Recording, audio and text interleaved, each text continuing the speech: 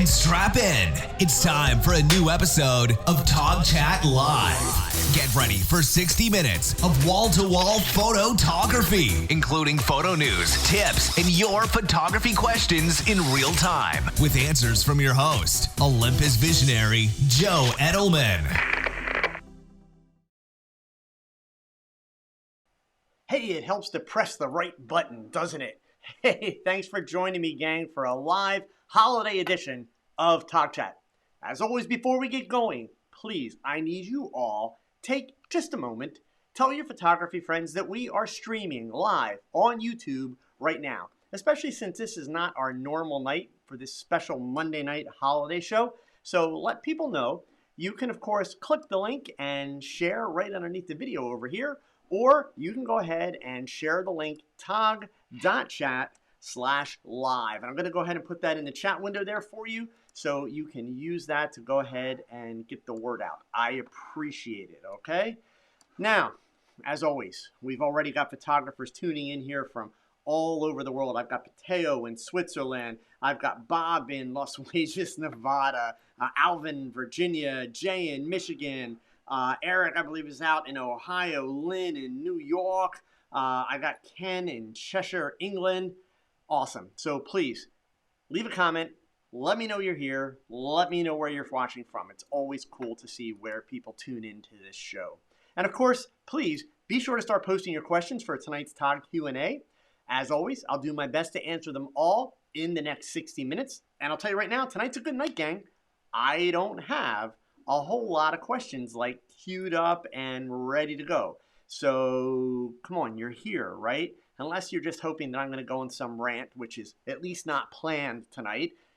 There's got to be something that would help you improve your photography. So start typing. I'm going to go ahead and start with our TOG topic for the night.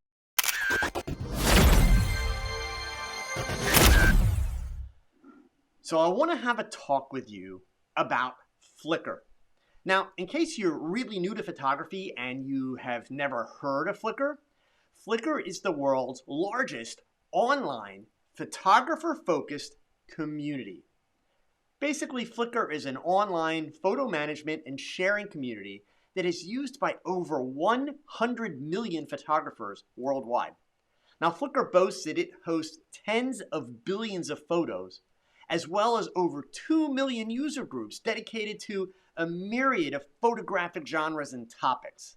Now, come on, those are impressive numbers by any standard. So the reason that we are talking about Flickr today, on December 19th, last week, the founder and CEO of SmugMug, which is the company that now owns Flickr, the founder and CEO, his name is Don McGaskill, penned an open letter to Flickr users on the Flickr blog. The letter began with this ominous headline: "The world's most beloved, money-losing business needs your help." He goes on to explain that 2 years ago, Flickr was losing literally tens of millions of dollars a year before SmugMug stepped in and purchased it from Verizon Media, which is part of Verizon, the phone company, who intended to shut it down, which of course would have erased the community and also tens of billions of photos. Now, in this letter that was posted by McGaskill, he details many of the improvements that have been made by SmugMug, and then he makes his pitch that the platform is still losing money and that SmugMug needs more paying customers to keep the site alive.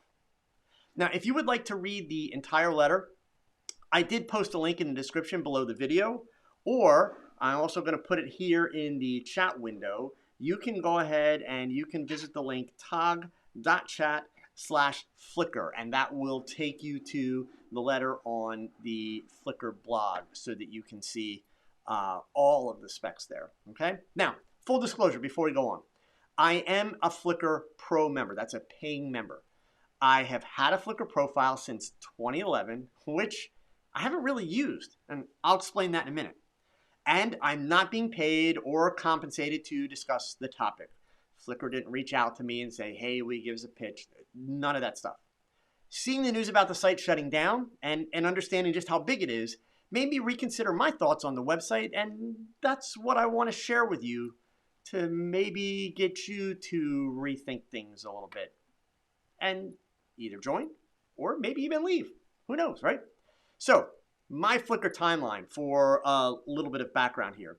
I signed up for the free profile in 2011, mainly just because I wanted to get my profile name, kind of collecting all of the Joe Edelmans for, like Twitter and Instagram and all that kind of stuff. So I wanted the Flickr one. At the time, I actually didn't see a lot of use for Flickr in my world and in my business. I mean, most of the images that I saw at the time were either kind of in two categories. Honestly, they were either somewhat very amateur or they were from genres that just didn't apply to me, like, nature, landscapes, wildlife, travel. So most importantly, I didn't need a way to just store my images online, and I really wasn't seeing any marketing value for my business in Flickr since it basically was all photographers. And at the time, my customers were models, modeling agencies, and clothing wholesalers, right? So it's not like I was going to drum up business being on Flickr. Now, a few times along the way in this, 8 or 9 years, I have uploaded my portfolio and then a year or so later just wound up deleting the images.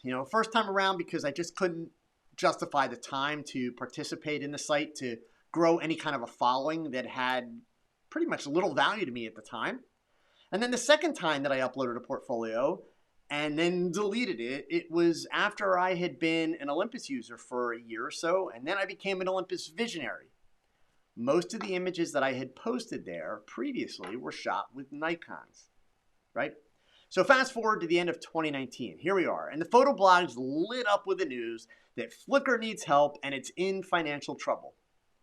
Did you ever notice that it feels like the blogs really revel in the opportunity to report the demise of companies? Just saying, right? So sadly though, those same blogs, and I realize this is going to cost me in the long run because they'll stop reporting about my videos and what I do, but those same blogs, they practice poor journalism. They just do. And in part because they're not journalists. Look at the bylines. Really what they want is they want views so that they can serve ads. It's important to report to you, and that's what I want to do tonight, that this news posted by the CEO of SmugMug and Flickr does not mean that Flickr is on the verge of going away. Does this sound like a similar conversation we had recently? Now, how do I know this, and how is it that the photography blogs don't know it? Well, in this case, it's because a professional news source also reported on this story. In fact, they reported on this story before the photo blogs did. And the professional news source did what the photo blogs could have and should have done. It contacted SmugMug CEO Don McGaskill for clarification and more information. So in an interview with USA Today's Jefferson Graham, that's the reporter, McGaskill explained that, and I quote, "It's losing a lot less money than it was, but it's not yet making enough. We cannot continue to operate it as a loss as we've been doing," end quote. He goes on to say, quote, "We've gone to great lengths to optimize Flickr for cost savings wherever possible.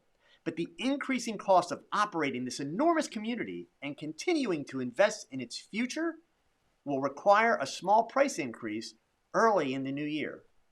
So this is truly the very best time to upgrade your membership to Pro," end quote, he said. Now the reporter asked, well, what happens if customers don't respond by signing up for Pro memberships? McCaskill answered that he has several backup plans and said, quote, "This is a way to find out if we need to go to one of those plans," end quote. The reporter also asked him, how dire is the situation? Is there really a threat of it closing down? "It's not that dire," quote, McCaskill told USA Today. Quote again, "But we do need to get more cash in the door." He goes on to explain that fewer than 1% of Flickr users, remember that's like over 100 million total, fewer than 1% have pro accounts. If he could get just over 1% of those users to sign up for pro accounts, he says that would be enough to keep the lights on. Now, more importantly, McCaskill explained to the writer that he wrote the letter. The purpose behind this letter was to get honest feedback from customers on whether they're interested in Flickr continuing. In other words, quote, "Is this the right way to go? We're about to find out," end quote. So I want to take just a second and once again call for all of you, for the photography community, to hold the blogs and the YouTubers to a higher standard. The articles that appeared in Petapixel and F-Stoppers just regurgitated the open letter posted on the Flickr blog. And ironically, the people who care, they're already on Flickr and they already received an email with the same message direct to their inbox, just like I did. Not because I have TOGCHAT, but because I'm a member of Flickr. And by the way, at the time, I was just a free member, so everybody got this email. I will give DIYphotography.net a few points. While they also reported on the letter and nothing more, the writer did offer a personal perspective and additional thoughts for the reader to consider about how or why they may or may not want to continue using Flickr. Now, I've included links to all these articles in the description below the video. So feel free to check them out, including the USA Today interview. Don't take my word for any of this stuff. It's all right there. So let's take a look at how Flickr works for those of you that don't know. And I'll show you a quick little run through of it, but I've got a lot here that I want to read to you, I'll be really honest. So I want to go through this information because honestly, I learned a lot in the last 24 to 48 hours while researching this that I actually didn't know about Flickr. So I was really rather impressed. So, you know, the feature sets, in fact, here, I want to jump right into the big list here. So first of all, let's start out. You can join Flickr for free. And you can upload up to 1,000 of your favorite photos and videos. Plus, you'll have access to their tools that edit, organize, and be able to share them all. Flickr will show ads on your pages with the free plan, right? Now, the monthly plan or the paid plan, it's $5.99 a month. That's it, $5.99. Or if you pay annually, in other words, for the whole year, it's $49.99, which brings it down to $4.17 per month. That's generally less than $1 per week. Think about that. So now what are the perks? What do you get for this $1 per week if you become a Flickr Pro member? Well, first of all, unlimited storage. So as Flickr says, the only limit is your imagination. All Pro members can upload as many photos as you can take, always at full resolution. Never compressed, never downsized. Wow. Ad-free browsing. So you will have no ads and the visitors to your pages and photos will have no ads. Advanced stats. You can see which of your photos are trending, which have performed the best over the entire life of your Flickr Pro account. Now, here's one of the really, really cool things. And when I read this, I had no idea. I literally had no idea. And what this does, to me, it reminds me of a lot of the benefits that are available when you join an organization like PPA. So Flickr actually has quite a few partner discounts. So the first one, the annual Pro members, they get 2 complimentary months. That's a $20 value of the Adobe Creative Cloud photography plan for free. 20% off of the Prime Lightroom preset bundle, which is some really cool presets. I'm not a big fan of them, but these are all based on the film aesthetics. So there's 100 plus different variations. With a 1-year subscription, if you do the annual one, and this one pretty much pays for it, you get one $35 Blurb photo book coupon per year.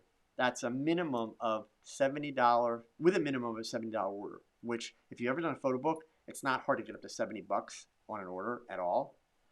You also get a unique Pixie plan for Flickr Pro customers with 1,000 monitor images, standard scanning priority, unlimited case submission, and 10 takedown notice. So what is Pixie?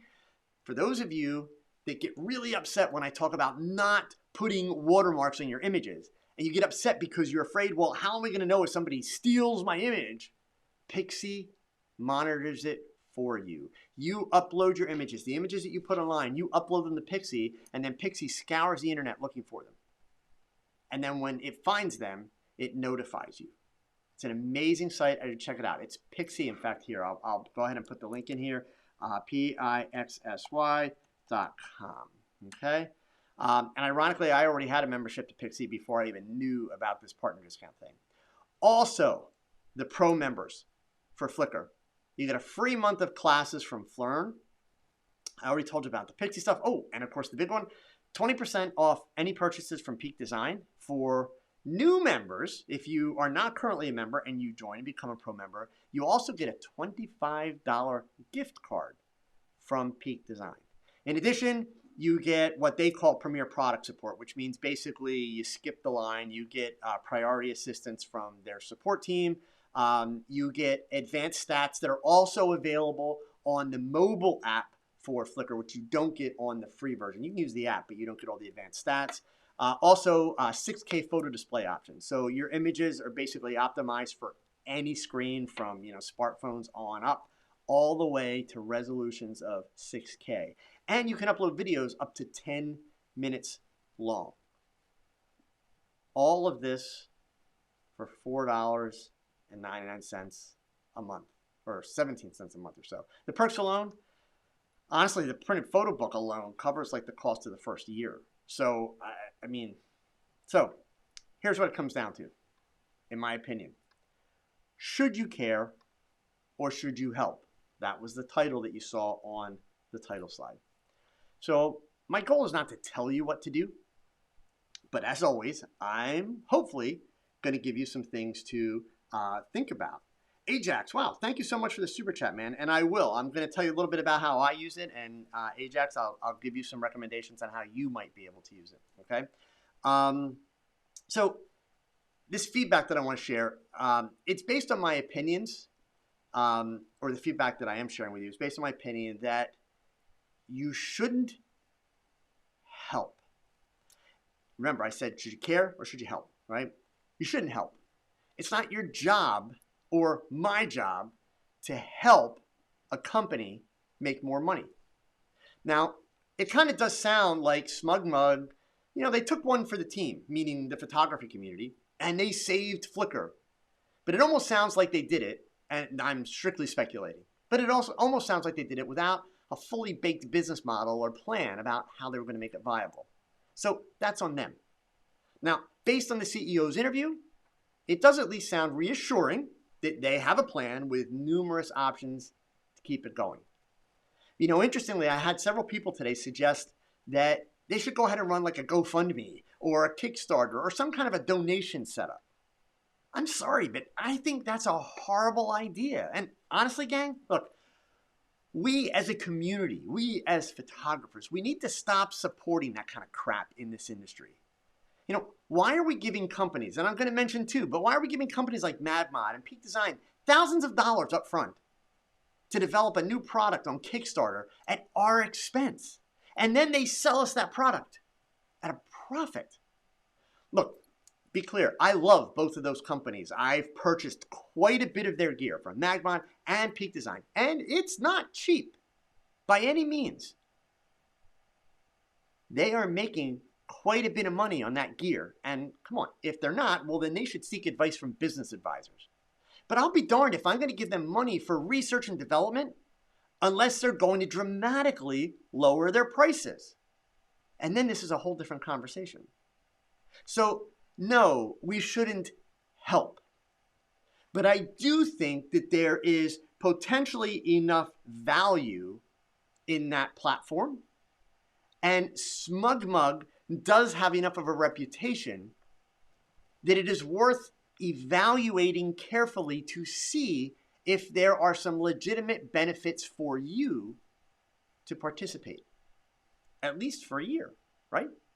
So I have 4 reasons why I went ahead and I signed up for the pro membership. And in fact, I signed up as soon as I saw this letter and spent a couple hours kind of reviewing Flickr.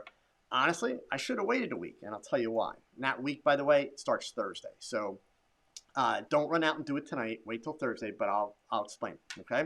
So my 4 reasons. Reason number 1, I wanted to go ahead and put some of my older images back online because people do ask about them. So over the next couple of weeks, I'm going to go ahead and I'm going to create a few albums for some of my old Nikon images, and I will leave them there for people to view. Reason number 2, people frequently ask to see the Olympus Micro Four Thirds images that I share in full resolution. I can do that on Flickr and make the pixel peepers very happy. Reason number 3, the discounts.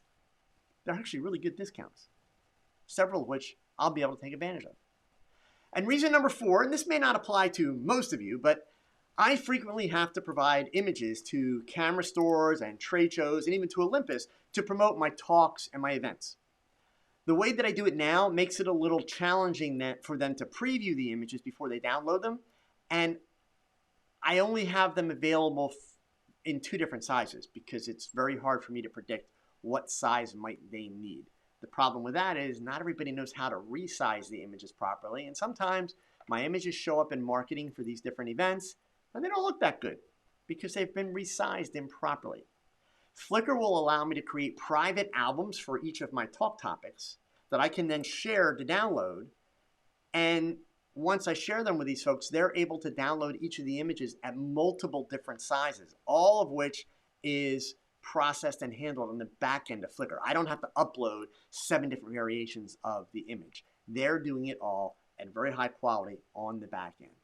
Saves me a lot of time, a lot of effort, helps me ensure that I am going to have better quality images online, and also it eliminates the problem. Right now, the way that I'm doing it, occasionally people mix up which images go with which talk. So, I've had scenarios where I'm going to go do a fashion beauty portrait talk and somebody pulls an image from an outdoor portrait session, which, the 2 are 2 completely different things. So this allows me to basically separate them by an album, and I send them a link to just the one album, and they pull down that information. So with these 4 reasons, at least for me, I can easily justify $1 a week.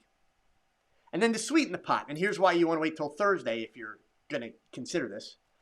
Flickr is offering, and this is part of the CEO's letter, so if you follow that link and you read the letter, you'll see this information. Flickr is offering a 25% discount on the Pro membership. If you apply it annually, that means your next year, 2020, is less than $38 for the year, which is less than 75 cents per week for unlimited image hosting and all of the other benefits. So, maybe this platform isn't for you, or maybe you now have a better understanding of the options and opportunities it presents, and you feel like you should give it a try, right? That's at least what I'll be doing for the next year. Now, I want to answer Ajax's question because I think this is a perfect opportunity to kind of segue to that. And his question is, let me get that up on the screen here for you guys. His question is, I'm not familiar with the Flickr platform. Could you elaborate on the benefits as a portrait photographer who shoots for both clients and portfolio by becoming a member?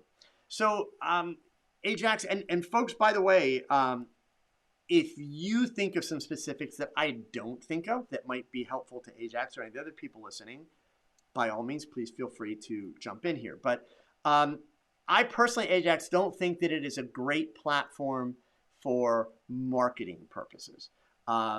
Certainly, if you can't afford a website, which I know you can, so that's not really the issue, but if you were in a situation where you couldn't afford a website and you're looking for something that's kind of an all-purpose situation, you would have the ability to link to specific galleries to show off portraits or show off weddings or that kind of stuff. It's not ideal, but, you could make it work. In terms of the benefits being a portrait photographer, really, I think there's a few, but I'm not going to give you a hard sell. I think the one of the biggest benefits, and I didn't mention it, and this applies to all photographers, by the way. I think one of the biggest benefits is something that not enough people will put value on. And if you're a member of my photography group, the TOGCHAT group on Facebook, you've heard me talk about this concept many times. So let me go ahead and switch my screen over here real quick. And by the way, here is my whopping Flickr profile right now, which has, all of 2 images on it. So, you want to go ahead, you want to grab that link, which is also in the description below the video. I'll put it here in the chat window. And over the next couple of weeks, you can kind of watch that build a little bit, and you'll see the rest of the stuff that I'm going to post. But Ajax, where I think probably one of the biggest value sets of this website is, it's inspiration. So when you come to Flickr from any page, click on the Explore tab. And you'll notice there's things here up at the top like recent photos, trending, events, the comments, Flickr galleries, world map, camera finder, and then of course there's the Flickr blog, which does have some great educational pieces in it. But you do something like, for instance, trending, okay? And so here are, by category, or excuse me, by tags, stuff that came up this week, all-time most popular. So, let's say that you are into portraits, which I know Ajax is. So you can go ahead and you can click on this portrait category, and you are going to see just an amazing variety of images. If you're looking for ideas, if there's a style of photography you want, you can go through these categories. You can find something and, say, hey, I really like that. I want to learn a little bit more about it. Now, just like any other situation, some photographers are a little bit more forthcoming with information than others. But the nice part of it is most of these posts, and of course, did I pick one that doesn't have it? Yeah, so this one has had the, unfortunately, it's had the EXIF data stripped out. So let me go ahead and pick another post here. Of course, the very first one I picked, I should go back to my profile and I'll show you here. We'll pretend that you found one of my pictures in the, there it is. So if I go ahead and I click on this and we scroll down, all the EXIF data is there, how it was done. I have not put any info in yet with regards to the details on how it's shot, which is something I will do. Just like I do on Instagram, I'll use it as a, an educational learning source, etc. So honestly, Ajax, knowing you, if I were to, say what would be the biggest value for you to participate on the site, I would say number one, it's going to be inspiration, looking for ideas to challenge yourself with. Secondly, I would say it's just, the image storage and image management, to be able to have, your portfolio basically online, backed up, available, and then of course the discounts. So again, I'm not going to give anybody a hard sell on this. Basically what I'm sharing with you is I was very surprised at how much I didn't know about Flickr. So, after I saw this letter, my gut response was, look, why am I going to help this company that they're begging for money? And then I remembered, you've got a Flickr profile. You just never use it. So I went and I spent 10 minutes and I was digging around and I started stumbling on all these benefits and all this stuff. And then I looked at the price. I'm like, okay, you know what? I'll give it a year. Now, it's very possible that I'll get through this year and I'm just not going to have enough time to keep up with it. It's going to be one more piece of social media. But there were enough pieces to it that I can find value in at a very reasonable cost right now that I thought, great. For $1 a week, I'm going to dive in, I'm going to make an effort, and I think that I can actually use Flickr to eliminate another online solution that I'm using to host the images that I'm providing for the marketing purposes and actually save myself some money.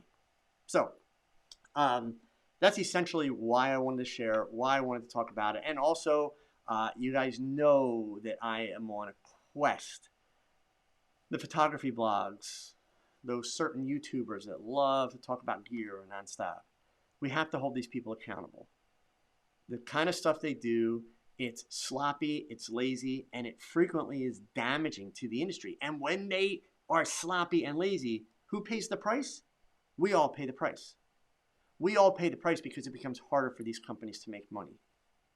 So, it's about keeping people honest. It's about getting the facts, getting to the bottom of it, not jumping to conclusions, and not about telling people what they should do, but about giving people enough information, to make their own decisions. Eric, by the way, thank you so much for the super chat and for the Christmas wishes. I sincerely appreciate it, and same to you and your family. My hunch is down in Texas, it'll be a lot warmer than it is up here, right? So, and I just found we got a couple people that have made some comments here. So I just want to go ahead and throw these up here. And by the way, in the comment section underneath TOGCHAT, the actual comment section, not the chat, I've asked people to tell me if you are on Flickr so that I can follow you. And I have given you permission. Go ahead and share your Flickr profile, and you might pick up a couple followers that way. So David Black, you're a landscape photographer and you use Flickr to plan your photography road trips. And that's great because obviously it would be a great source. And Flickr does have a geographic mapping system, so you can basically check a lot of images, based on, the location they were shot in. Johnny Flash, do me a favor if you could and message me via my website. Apparently somebody's got a scam account of me. Not surprised. But go ahead and message me by my website, and I will, see what I can go after or, do about that. Okay. I saw a couple other comments up here. Let's see. And that's another thing. Ken made a point here. Flickr is also useful for linking non-compressed images to Facebook. Okay. First of all, you can use Flickr to share to Facebook and all the other social media profiles. But indeed, if you want people to be able to see a non-compressed full res image, which is what I will start doing for a lot of my work, then it's a great place to host it, so that when you make your post on Facebook or make your post on Instagram, you can link to it and people can see it. I don't know that that's necessarily a value to everyone, but if you're in a situation like I am where you're teaching and that type of stuff, then I think that it's definitely an option. Johnny Flash, you've been a Flickr member since before Yahoo was involved. I like the SmugMug guys too. Subscribe. Good. Glad to hear it. Yeah, I mean, I will tell you, I've had actually a lot of interaction with SmugMug long before they took over Flickr. I had actually done some workshops out on the West Coast in Seattle that were sponsored by SmugMug. This is probably, 9-10 years ago now, almost. They were absolutely awesome to work with, really, really dedicated to the industry, to photography. SmugMug's basically a family business. It's not a big corporate giant. It was a father and son that started the business. So, I'm a fan of where they're coming from, but indeed, it's not my job to help them make money. Okay. I feel confident enough based on what I read in the USA Today interview, which was an actual interview with the CEO, that they're not about to pack it in. They're not going to go away anytime soon. So, I'm willing to put a year's worth of money in to see if I can really make the platform pay off for me, because actually I think I can. I think I can ultimately save myself some money with it and potentially find some other values, right? So Nerd45 says, when they put their 1,000 picture limit, I somewhat reluctantly switched to the Pro plan as an annual plan. I kind of irked that less than a year later, they're begging for more money. Well, Nerd, I don't disagree with you, but, at the same time, where else online can you put 1,000, full res images, right? And have that kind of access to a community of that many people? You really can't. I mean, and Nerd, I'm not picking on you, right? But I think we all have to kind of grow up a little bit as an industry. Me too, right? We always want everything for free. It's always great, when a camera comes out, so-and-so comes out with a new camera. It's like, that camera sucks because it doesn't have all the features of the $7,000 camera for $999, right? It kind of doesn't work that way. So just like you hear me talk about, Magma tonight, and just like you hear me routinely talk about companies like Profoto and Westcott. Look, these companies have to make money. If they don't make money, they go out of business, right? Companies exist. Let's get it straight, folks. These companies don't exist because they like us. These companies exist to make money, and that's okay, right? That's why a business exists. I'm all for the companies making money, but I want companies to make money reasonably. And I want to make sure that they are providing good value, okay? And that's where I, tend to want to hold these companies accountable. So the idea that, Flickr was basically saying, hey, we'll give you up to 1,000 images, but after that, you need to spend $1 a week. Come on, I'm not so sure that that's being unreasonable. I think that's actually, extremely reasonable in that sense. But hey, I get it, Nerd. We all want things as cheap as possible, So let's see here. David was a Flickr Pro member from the beginning, and I think that's all. That's all the Flickr statements here. Oh, actually, here Ken's telling me Flickr uses, or their photo club, his photography club uses Flickr for their showcasing. And yeah, I mean, I honestly think that would probably be a great platform and an easy way to do it. So I'm not terribly surprised by that. I could definitely see that happening. Okay, cool. All right. So those are my thoughts. Thank you for listening. Thank all of you for participating in that. There were some, some good comments in there. Let's get to the other fun part of the evening that everybody enjoyed.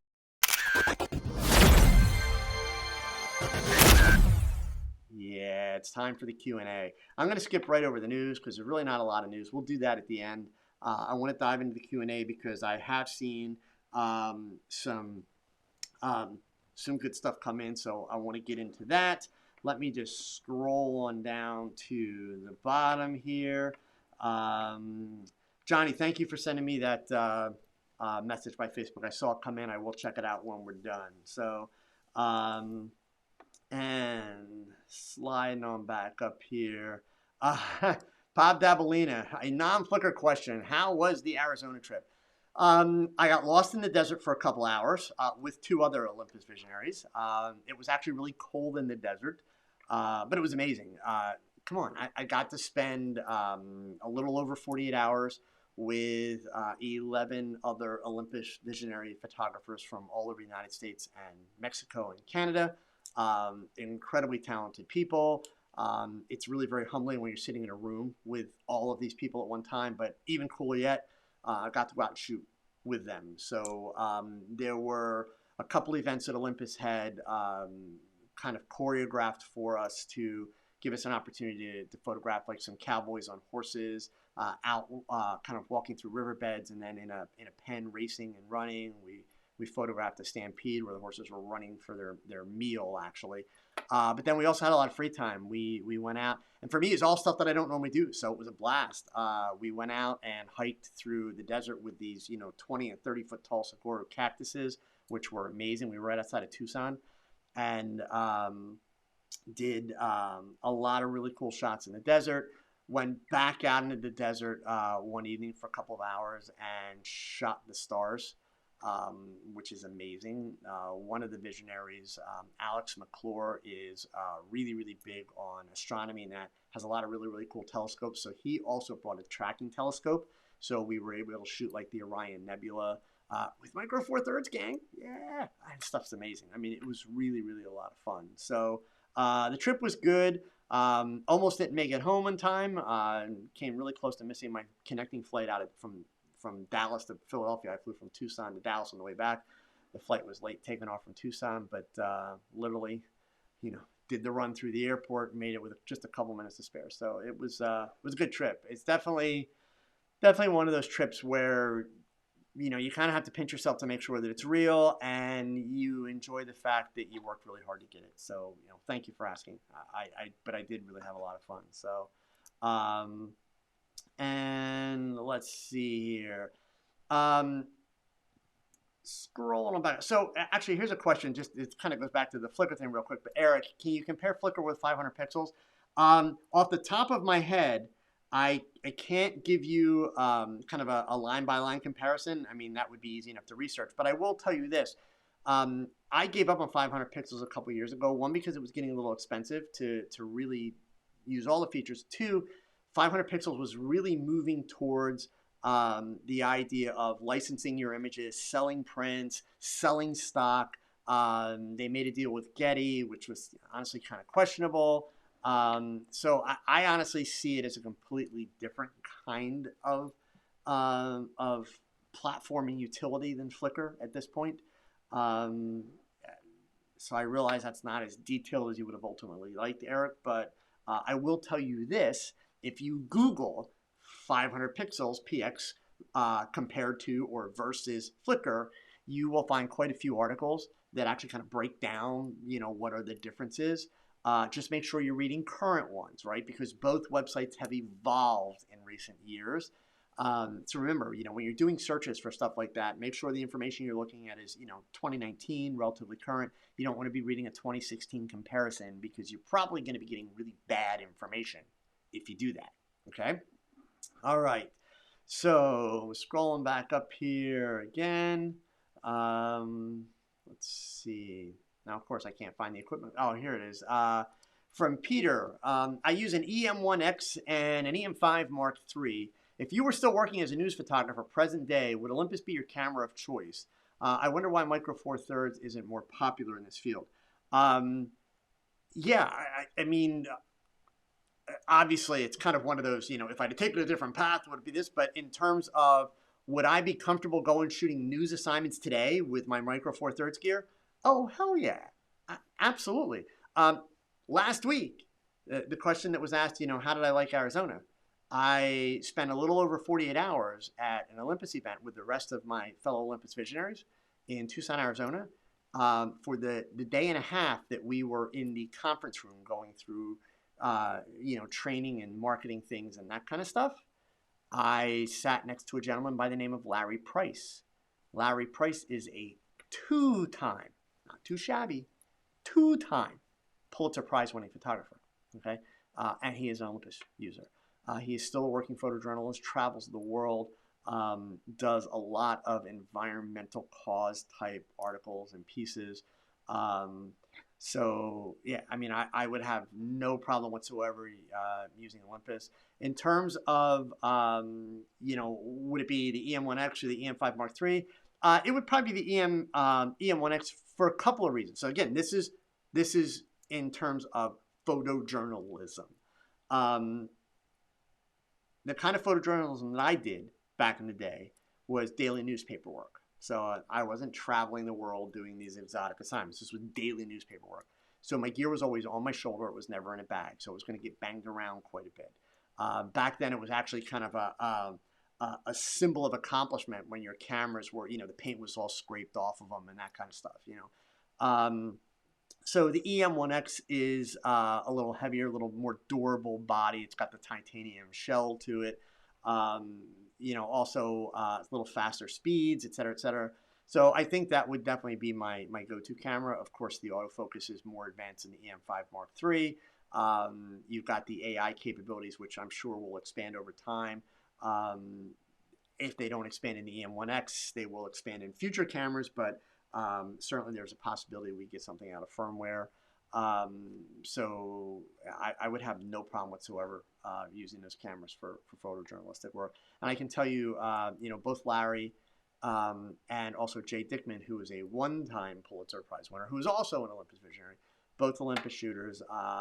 I didn't have this discussion with Larry, but I know Jay, who has worked for National Geographic, worked for numerous major newspapers, has an incredible background with rock and roll photography, especially back in the 70s and the 80s. He shoots a lot of auto ISO with his Olympus gear, and his work is absolutely amazing. Okay, so the thing of it that you have to understand with this, guys, and I say it enough, and it's not an insult to people, right? There's a couple things you have to understand about this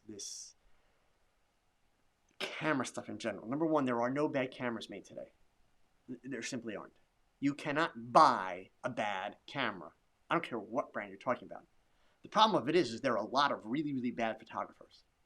And there are a lot of really uninformed and misinformed photographers. So as you guys have seen, a lot of you follow me when I was a Nikon shooter. I switched to Olympus. My work hasn't dropped in quality. I switched to Olympus and got my picture printed on a billboard 48 feet wide, and it's tack sharp. Right? Just saying. So at the end of the day, it's about creating great images. If you are exposing an image properly, you hear all the Sony users, and I'm sorry, but I really like some of these people, but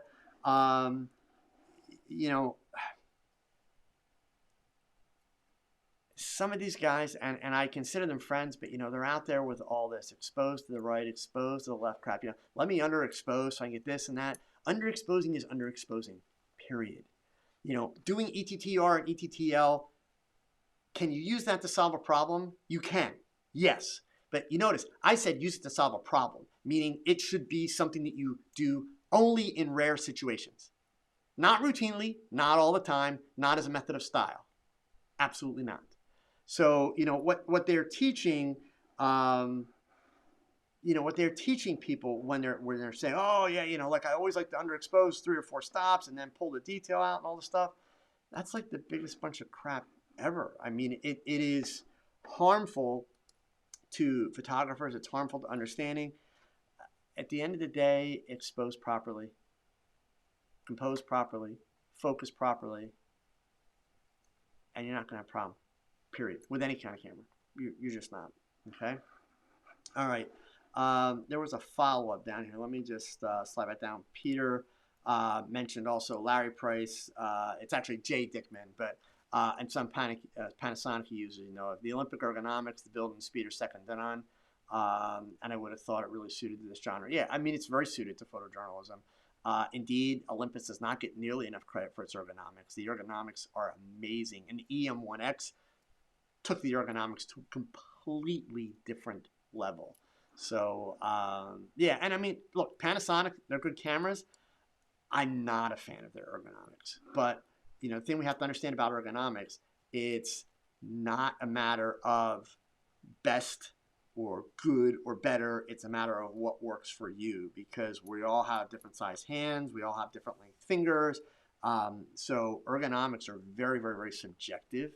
In that sense, it's not a cut and dry, like this is right, this is wrong. Not to do it. So let's see here.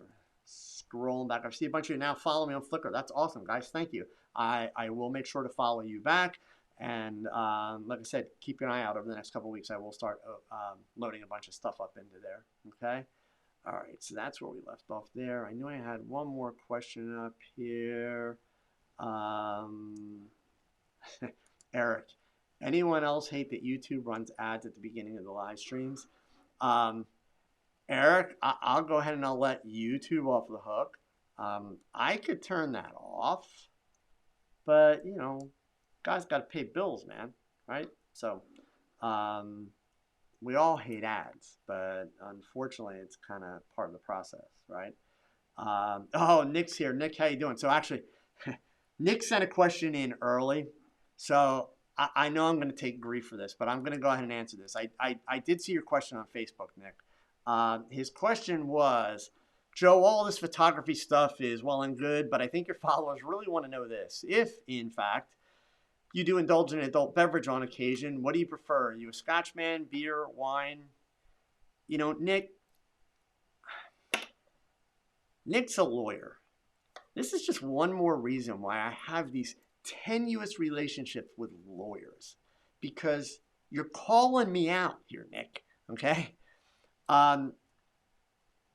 I spent a lot of years in my youth taking grief because it is just not cool, especially in the newspaper business. Like, you're not allowed to be in journalism and not drink beer. It's a rule. I don't drink.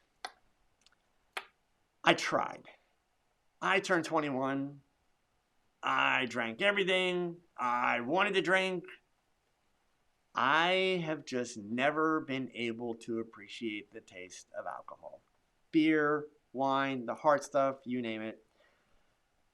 Every now and then on occasion, I will, do a social drink, and it's either going to be like vodka and Coke or rum and Coke or something fruity like a pina colada, so I don't really have to taste the alcohol. But yeah, unfortunately, Coke or water, those are my, my two things. That's about it. So, Eric Arnold, what are you using for green screens? A board painted, seamless kit? No kits. This is just a green seamless background that's, hung up behind me. There you can see it. I'll do it one more time, turn it off. So, and then as I was explaining last week, which I'm going to load a video that you guys can see my whole setup here. And I'm not going to lie, the setup that I was able to put together by bringing the video stuff back to the home studio, it's awesome. So if I face this way, there is a camera with a teleprompter. This is where I record my stand-ups for my regular videos and tutorials and any promo videos that I'm doing, that kind of stuff. And then I face this way. There's a camera right here with an 8mm fisheye. That's why we've got kind of that boat effect. So the green screen that you're seeing back here is actually the green screen that is in theory behind me, so that I can put that what looks like a gray studio backdrop in that you see in my videos. And then, here for TOGCHAT, I'm just using it as, a way to kind of put the logo in, that kind of thing. So the important thing with green screens, Eric, and I do talk about this in the video that's coming up, is you have to light them evenly. It doesn't matter if you paint it, doesn't matter if it's a paper seamless, if it's a material backdrop. This is actually a material backdrop, which, I mean, you can see I've, done a really good job of like steaming all the creases and that. If you look really close down, like through here, there, like, you can see there are some creases. The good part is they're really low at the bottom, so they don't show up in this camera shot. Yeah, that's the way that setup works. So you guys will be seeing more of that coming up. Okay. All right, back down to the end here. We got a couple minutes, so let's see. Spinning wheels photography. Next trip to Arizona, let me know. I can bring a compass.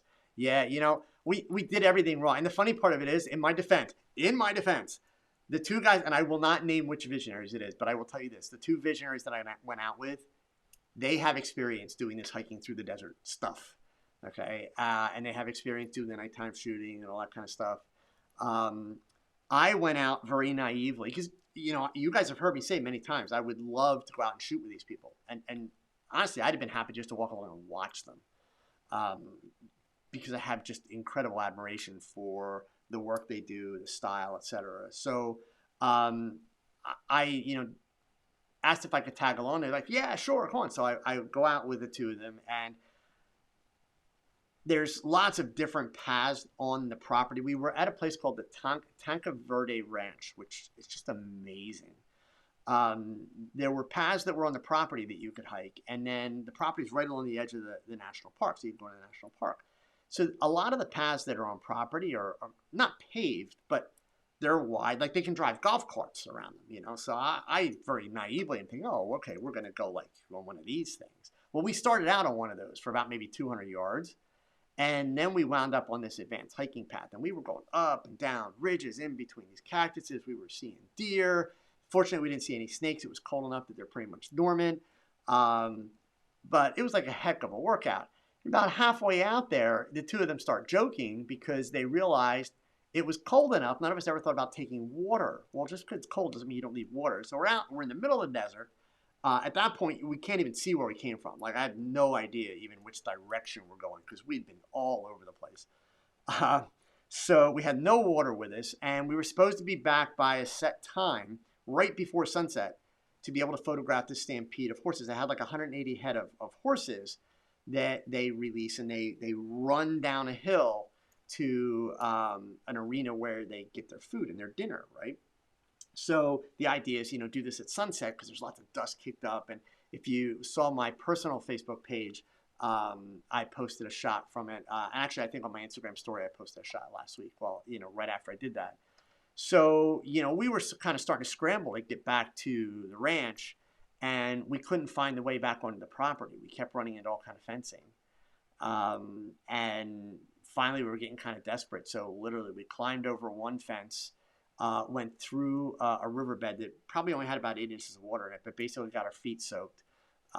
Then had to climb over a fence, only to find out that the fence that we climbed over was into the arena where this 180 horses were about to run into to get their food. So people start screaming at us, like, you got to get out of here, you got to get out of here. They're about to release the horses. So we go running across the arena and got to the other side, like literally just in time. So it was an adventure. Spinning wheels. How do I keep the glare off my glasses right now? So I can describe it for you, but again, you'll see it in the video shortly. Right now, there is a 12-inch by 48-inch strip box. It's literally right above the camera.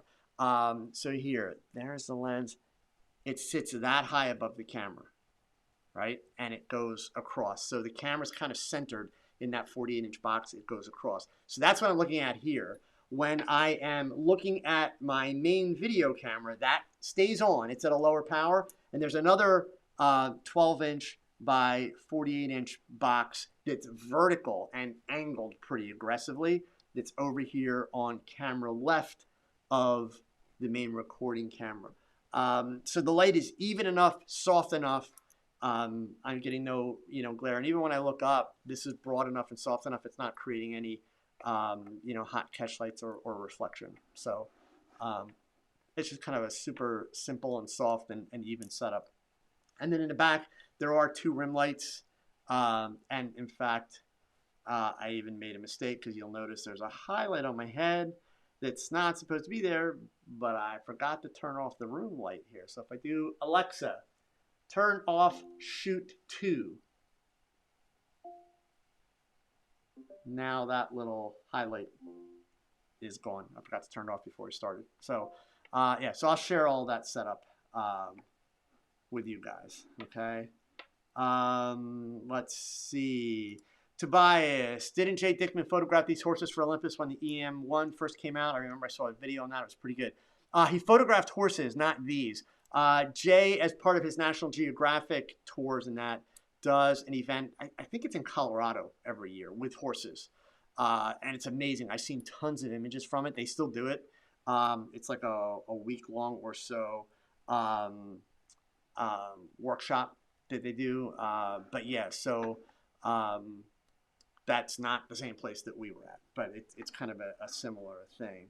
DMAC, have I seen the new Godox 80-1200 Pro? If so, what are my thoughts? I have not, DMAC. I heard something the other day, so I'm assuming, and confirm it for me, because I'm not going to lie, with traveling and everything, I'm scrambling to catch up, and with the holidays, I'm assuming this means that Godox now has a 1200 watt second head. Is that right? I mean, if that's the case, pretty much I'm going to say that it's way more light than, 9.9 out of 10 photographers needs. But yeah, I haven't actually had a chance to read anything about that. So let's see here. Still scrolling up.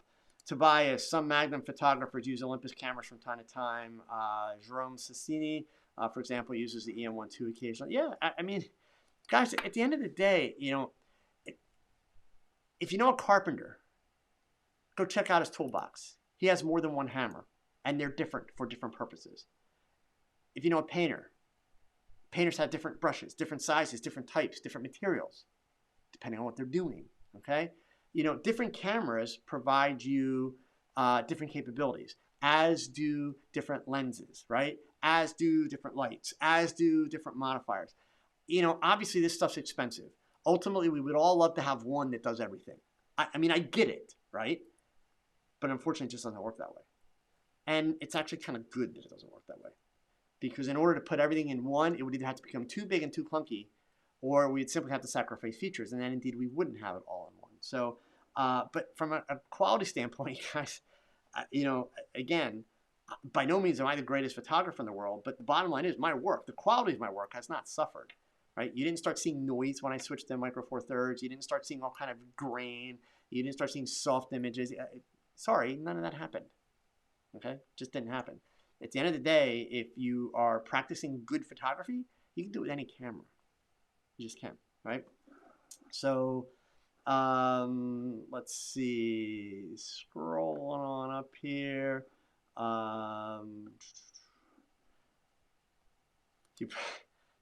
Giant flash, you bought a really bad Hasselblad that attached to the back of your Motorola cell phone.